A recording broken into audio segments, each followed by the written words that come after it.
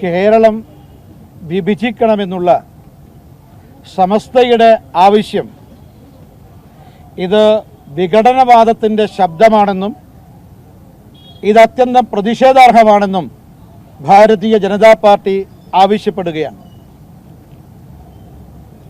ഇന്നലെ സമസ്തയുടെ പ്രഗത്ഭനായ നേതാവ് കേരളം വിഭജിക്കണമെന്ന് ആവശ്യപ്പെട്ടിരിക്കുകയാണ്. മലബാർ കേന്ദ്രീകരിച്ചുകൊണ്ടൊരു പ്രത്യേക സംസ്ഥാനം വേണം എന്നുള്ളതാണ് സമസ്ത ഉന്നയിച്ചിട്ടുള്ളത്. ഇതിൻ്റെ പിന്നിൽ വികസനത്തിൻ്റെ അജണ്ടയല്ല, മറിച്ച് വിഭജനവാദത്തിൻ്റെ തീവ്രവാദത്തിൻ്റെ അജണ്ടയാണെന്ന് ഭാരതീയ ജനതാ പാർട്ടി ആരോപിക്കുകയാണ്. സമസ്തയുമായിട്ട് പൊക്കിൾക്കൊടി ബന്ധമാണ് തങ്ങൾക്കുള്ളത് എന്നാണ് മുസ്ലിം ലീഗിൻ്റെ നേതാവ് ഈയിടെ അവകാശപ്പെട്ടത്. അതായത് ഞങ്ങൾ സമസ്തയും മുസ്ലിം ലീഗും രണ്ട് ശരീരമാണെങ്കിലും ഒരു മനസ്സാണെന്നുള്ളതാണ്. മനസ്സിലാക്കേണ്ടത് മുസ്ലിം ലീഗിൻ്റെ ശബ്ദമാണ് സമസ്തയിലൂടെ പുറത്തു വന്നത്. മാത്രമല്ല കേരളത്തിലെ തീവ്രവാദ ഭീകര സംഘടനകളുടെ ശബ്ദമാണ് സമസ്തയിലൂടെ പുറത്തു വന്നിട്ടുള്ളത്.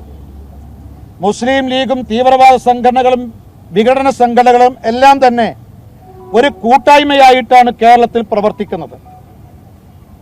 ഈ കൂട്ടായ്മയ്ക്ക് ഒരു ഭാഗത്ത് മാർക്സിസ്റ്റ് പാർട്ടിയുടെ എല്ലാവിധ പിന്തുണയുമുണ്ട്.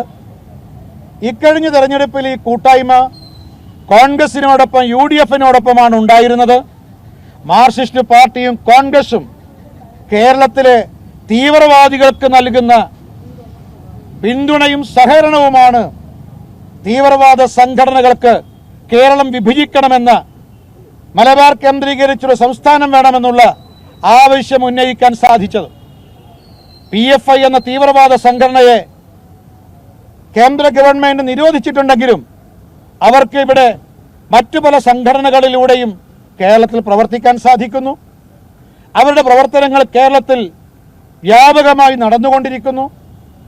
സംസ്ഥാന സർക്കാരോ അല്ലെങ്കിൽ സംസ്ഥാന സർക്കാരിൻ്റെ ഈ ദേശവിരുദ്ധ നിലപാടിന് ശബ്ദമുയർത്താൻ കോൺഗ്രസ് നേതൃത്വം നൽകുന്ന പ്രതിപക്ഷത്തിനോ സാധിക്കുന്നില്ലെന്ന് മാത്രമല്ല, ഈ തീവ്രവാദ സംഘടനകൾക്ക്, ഈ ഭീകര സംഘടനകൾക്ക് വെള്ളവും വളവും നൽകുന്ന ചുമതലയാണ് മാർക്സിസ്റ്റ് പാർട്ടിയും കോൺഗ്രസും നിർവഹിക്കുന്നത്. അതുകൊണ്ടാണ് പരസ്യമായിട്ട് ഈ കേരളം വിഭജിക്കണമെന്നുള്ള ആവശ്യം മാധ്യമങ്ങൾക്ക് മുന്നിൽ സമസ്ത എന്ന സംഘടനക്ക് പറയാൻ സാധിച്ചത്. ഇതിനെതിരായിട്ട് മുഖ്യമന്ത്രി പ്രതികരിച്ചിട്ടില്ല. ഇതിനെതിരായിട്ട് പ്രതിപക്ഷ നേതാവ് പ്രതികരിച്ചിട്ടില്ല. ഈ കേരളം വിഭജിക്കണമെന്ന സമസ്തയുടെ ആവശ്യത്തോട് മുഖ്യമന്ത്രിയുടെ നിലപാടും പ്രതിപക്ഷ നേതാവിൻ്റെ നിലപാടും അറിയാൻ ആഗ്രഹമുണ്ട്. പക്ഷെ മാർക്സിസ്റ്റ് പാർട്ടിയും മുഖ്യമന്ത്രിയും സമസ്തയുടെ നിലപാടിനെതിരെ നിൽക്കാൻ അവർക്ക് കഴിയില്ല എന്നാണ് ഞങ്ങൾ പ്രതീക്ഷിക്കുന്നത്. കാരണം കേരളത്തിൻ്റെ ഇടതുപക്ഷ ഗവൺമെൻറ്റിൻ്റെ വിദ്യാഭ്യാസ നയം തീരുമാനിക്കുന്നത് സമസ്തയും സമസ്തയുടെ തലപ്പത്തുള്ളവരുമായിരുന്നു. നമുക്കെല്ലാവർക്കും ഓർമ്മയുണ്ടാവും, സ്കൂൾ സമയം പുനഃക്രമീകരിക്കാൻ ഇടതുമുന്നണി ഗവൺമെൻറ് തീരുമാനിച്ചു. വിദ്യാഭ്യാസ മന്ത്രി ഇക്കാര്യം നിയമസഭയിലും പ്രസ്താവിച്ചു. അവസാനം സമസ്ത പറഞ്ഞു അത് പാടില്ല. ആര് പറഞ്ഞാലും നടപ്പാക്കുമെന്ന വിദ്യാഭ്യാസ മന്ത്രി പറഞ്ഞത്, പക്ഷെ സമസ്ത പറഞ്ഞതാണ് പിന്നീട് നടപ്പാക്കിയത്. അതേപോലെ യൂണിഫോമിൻ്റെ കാര്യത്തിൽ ഇടതുപക്ഷത്തിൻ്റെ തീരുമാനം പിൻവലിക്കേണ്ടി വന്നു, സമസ്തയുടെ തീരുമാനം അംഗീകരിക്കേണ്ടി വന്നു.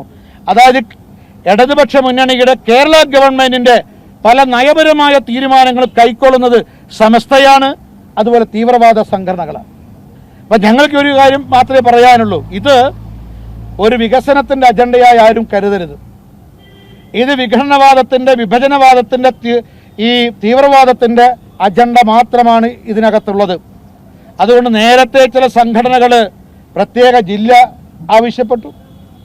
പ്രത്യേക ജില്ല കഴിഞ്ഞതിന് ശേഷം പ്രത്യേക സംസ്ഥാനം എന്ന ആവശ്യമാണ് ഇപ്പോൾ ഉയർത്തുന്നത്. പ്രത്യേക ജില്ലയും പ്രത്യേക സംസ്ഥാനവും കഴിഞ്ഞാൽ ഇനി പ്രത്യേക രാഷ്ട്രം എന്നുള്ളതായിരിക്കും ഇവർ ഉന്നയിക്കാൻ വേണ്ടി പോകുന്നത് എന്ന കാര്യം സംശയമില്ല. അതുകൊണ്ട് ഇതിനെതിരായിട്ടുള്ള ശക്തമായ വികാരം കേരളത്തിൽ ആകമാനം ഉയർന്നു വരേണ്ടതായിട്ടുണ്ട്. ഇക്കാര്യത്തിൽ മുഖ്യമന്ത്രിയും പ്രതിപക്ഷ നേതാവും മാത്രമല്ല, മാർക്സിസ്റ്റ് പാർട്ടിയുടെയും കോൺഗ്രസിന്റെയും മുസ്ലിം ലീഗിന്റെയും അഭിപ്രായം അറിയാൻ കേരളത്തിലെ ജനങ്ങൾക്ക് താല്പര്യമുണ്ട്.